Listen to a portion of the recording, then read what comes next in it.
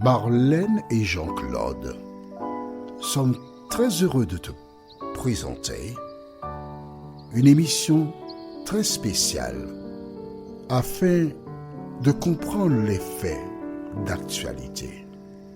Merci pour ta fidélité. Merci une fois de plus de nous recevoir à ton domicile. Nous avons débuté cette série qui s'intitule « Connaître la vérité » par le premier verset fondamental, Jean 8, 32, qui dit « Vous connaîtrez la vérité et la vérité vous affranchira ». Le lendemain, nous avons vu les codes, ou certains codes. Et dans ces codes, nous avons vu dans Jean 14, verset 6, la Bible déclare, c'est Jésus qui parle, « Je suis le chemin, la vérité et la vie ». En utilisant ce code, en prenant donc Jean 8, 32, nous lisons ainsi, « Vous connaîtrez Jésus et Jésus vous libérera ». Nous avons ensuite vu le péché. Rappelle-toi, le péché, qu'est-ce que c'est? Romains 5, verset 12 déclare, « C'est pourquoi, comme par un seul homme, le péché est entré dans le monde, et par le péché la mort, et qu'ainsi la mort s'est étendue sur tous les hommes, parce que tous ont péché. » Qu'est-ce que le péché? 1 Jean 3, verset 4 déclare, « Quiconque pêche transgresse la loi, et le péché est la transgression de la loi. » Mais dans Jacques 4, verset 17, nous trouvons aussi cette déclaration, à savoir, « Celui donc qui sait faire ce qui est bien et ne le fait pas, commet un péché. » D'accord? Donc le péché, c'est la transgression de la loi, mais ne pas faire le bien, c'est aussi un péché. Exemple, je te parle de Jésus, le Sauveur du monde. Tu as entendu, tu as compris, mais tu n'acceptes pas Jésus. C'est commettre un péché. Alors pourquoi je parle de ces codes en particulier? C'est pour que tu comprennes que l'ennemi s'organise afin de détourner les gens de la saine doctrine, c'est-à-dire les tromper, les égarer. Et voilà donc pourquoi il existe des communautés, par exemple, qui déclarent que Dieu n'est pas venu sur terre. Et quand tu n'as pas la connaissance, tu te trouves à côté de la plaque. Et dans chaque communauté, pratiquement, dans beaucoup de communautés, nous trouvons des erreurs.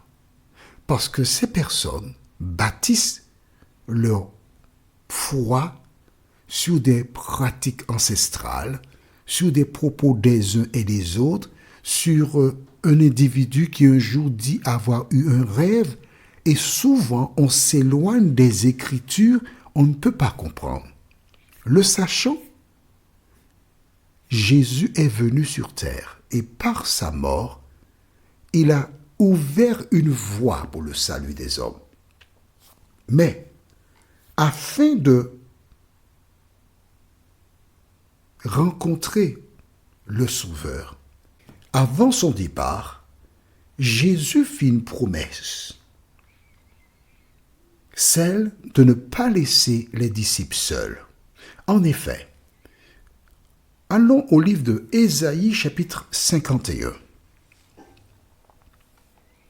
Ésaïe, chapitre 51, c'est un thème que tu auras dans l'autre série. Voici, il vient. Et dans Ésaïe, chapitre 51, nous lisons versets 12 et 13. C'est moi qui vous console. Qui es-tu pour avoir peur de l'homme mortel et du Fils de l'homme pareil à l'herbe?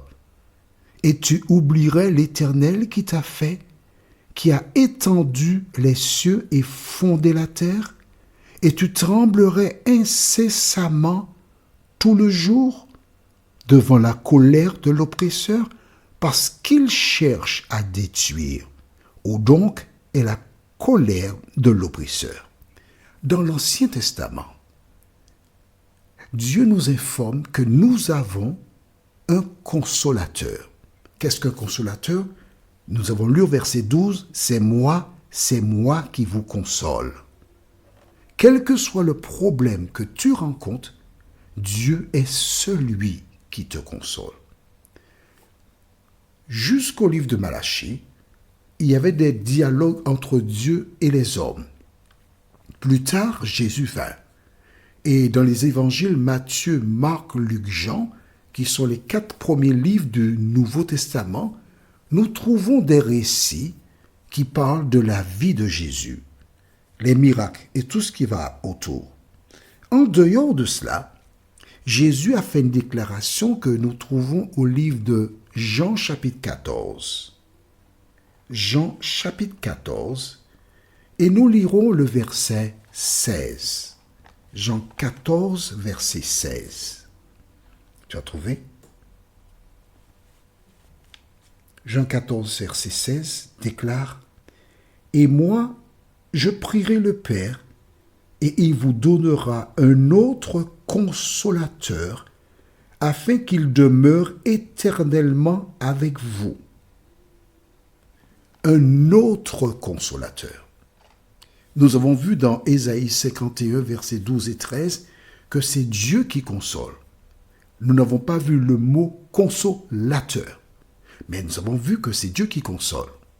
Et quand Jésus est venu, il dit ici, et c'est pour la première fois, « Je prierai le Père afin qu'il vous envoie un autre consolateur. » Cela veut dire que Dieu console, et quand Jésus qui doit partir s'adresse aux disciples, il dit « Je prierai le Père afin qu'il vous envoie un autre consolateur. » Cela veut dire que lui, Jésus, est un consolateur, et puisqu'il s'en ira, il fait la promesse qu'il sera remplacé par un autre consolateur, c'est-à-dire quelqu'un du même type que lui. D'autant que lorsque tu regardes bien la suite du verset, il dit « Il demeurera éternellement avec vous. » Or, puisqu'il demeure éternellement, cela veut dire qu'il est éternel. Il n'a ni début ni fin. Et qui est éternel, sinon l'Éternel. C'est intéressant de lire la Bible, n'est-ce pas? En restant toujours au chapitre 14 de l'Évangile selon saint Jean, nous allons cette fois-ci au verset 26 et 27. Jean 14, versets 26 et 27. Que lisons-nous?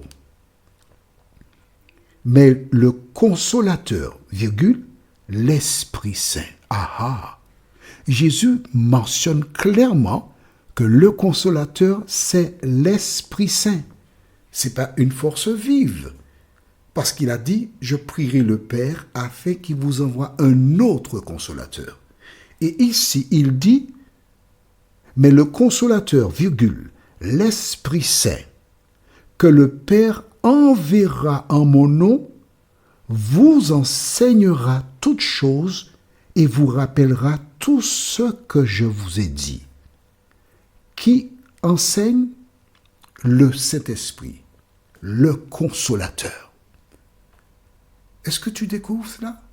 C'est important. C'est très important. Pourquoi? Parce que maintenant, toi qui commences à lire la Bible, tu comprendras pourquoi des personnes combattent l'idée que le Saint-Esprit est un consolateur au même titre que Jésus de Nazareth. Pourquoi? Parce que l'ennemi de nos âmes, il cherche à détruire la foi du croyant. Et celui qui n'accepte pas le Saint-Esprit comme étant le consolateur au même titre que Jésus, il ne peut pas être conduit par le consolateur qu'il n'accepte pas. Est-ce que tu comprends? Est-ce que tu as compris ce que... Je reprends? D'accord. Je te disais. Retournons dans Jean 14, verset 16. Que dit Jésus? Et moi, je prierai le Père, et il vous donnera un autre consolateur, afin qu'il demeure éternellement avec vous, l'esprit de vérité, ou encore l'esprit de Jésus. On est d'accord? Bien. Pourquoi le Saint-Esprit ou l'Esprit est là? Nous allons verset 26. Mais le consolateur, virgule, l'Esprit Saint. Donc, le consolateur, c'est l'Esprit Saint. Est-ce que c'est clair pour toi? Que fera-t-il? Que le Père enverra en mon nom, vous enseignera toutes choses et vous rappellera tout ce que je vous ai dit. Mais si tu n'acceptes pas le Saint-Esprit comme le consolateur ou Dieu, comment peut-il t'enseigner? Verset 27. Je vous laisse la paix. Je vous donne ma paix. Je ne vous donne pas comme le monde donne. Que votre cœur ne se trouble point et ne s'alarme point. Amen. Que votre cœur ne se trouble point. Parce que Dieu a placé le Saint-Esprit pour nous conduire dans toute la vérité. Maintenant, allons dans le livre de Jean, chapitre 16, cette fois-ci. Et nous lirons les versets 7 à 13. Jean 16, versets 7 à 13 déclare: Cependant, je vous dis la vérité. Il vous est avantageux que je m'en aille, car si je ne m'en vais pas, le consolateur ne viendra pas vers vous. Mais si je m'en vais, je vous l'enverrai. Et quand il sera venu, il convaincra le monde en ce qui concerne le péché, la justice et le jugement, en ce qui concerne le péché parce qu'il ne croit pas en moi, la justice parce que je vais à mon Père et que vous ne me verrez plus, le jugement parce que le prince de ce monde est jugé. Alors, le prince de ce monde, ici, c'est Satan, est jugé. J'ai encore beaucoup de choses à vous dire, mais vous ne pouvez pas les porter maintenant. Quand le consolateur sera venu, l'Esprit de vérité, il vous conduira dans toute la vérité, car il ne parlera pas de lui-même, mais il dira tout ce qu'il aura entendu, et il vous annoncera les choses à venir. Dieu fonctionne toujours dans une sorte de collège, on va dire ça, décision collégiale. Quand il fallait créer l'homme, il déclara « Faisons l'homme à notre image ». C'est une sorte de société où il y a 3 actionnaires. Et ils œuvrent ensemble pour le bonheur de la société. En ce qui concerne la terre, Dieu, il y a le Père, celui qu'on appelle le Fils, et ensuite le Saint-Esprit. Les 3 collaborent étroitement pour le salut de l'homme. C'est pourquoi le Christ déclara dans Matthieu 28, versets 18 à 20, « Allez, faites de toutes les nations des disciples, les baptisant au nom du Père, du Fils et du Saint-Esprit, et enseignez-leur à observer tout ce que je vous ai prescrit. Et voici, je suis avec vous tous les jours jusqu'à la fin du monde. » Jésus donc a instauré l'idée qu'il existe le Père, le Fils et le Saint-Esprit. Prions. Notre Seigneur et notre Dieu, merci pour la parole. Merci de continuer de nous éclairer. Nous comprenons maintenant pourquoi des gens se battent pour discréditer le Saint-Esprit, alors que Jésus a clairement dit que c'est lui qui nous conduira dans toute la vérité. Merci de continuer de nous éclairer, Seigneur. Nous t'avons prié au nom de Jésus et pour ta gloire éternelle. Amen. Notre prochaine étude sera le livre écrit pour moi. La référence, c'est Psaume 40, versets 1 à 9. Il me tarde de te retrouver. Nous sommes parvenus au terme de notre réflexion. Si d'aventure tu as une question, il te suffit d'envoyer un message par le biais de WhatsApp au numéro suivant, plus 596 696 88 93 93. Et alors, Jean-Claude, moi, je me ferai un réel plaisir de répondre à ta question.